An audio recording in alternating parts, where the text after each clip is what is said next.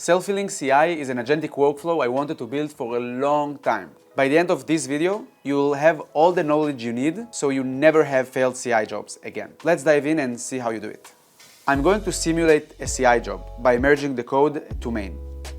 Now, in a few seconds, this job is going to fail. And as you can see here, it already started to initiate the agentic workflow.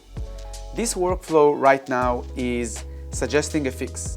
It's going to open a PR, let's see together, and the PR is already merged. Why did it decide to merge itself? Because the risk of the change is not big. So now the CI job is running again and it's green. Okay, so let's build it together. The first step for every agentic workflow is to create a context lake. You need to connect it to all the different tools. The GitHub, the PagerDuty, observability tools, CI/CD tools, and it creates a unified ontology that speaks your software development lifecycle.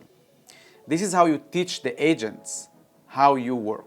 So the first node of the workflow to self-heal CI is to listen for every failed CI job. Once we listen to it, we build our first agent. This agent is responsible to reason about the data in the context lake and to come up with this triage suggestion. So we are going to set up the skills for this agent. We also want to connect it to all the history of failed CI jobs so it can learn from previous interactions. And then it injects this prompt to Cursor Coding Agent. Cursor Coding Agent is creating a PR. And now the question is, who is assigned to this PR? Is the developer that triggered the CI job or the DevOps engineer that needs to fix a bug in the CI code itself? So we built another agent and we've set up the skills and the access to the context lake to decide based on ownership and based on the pull request itself, who is the right assignee.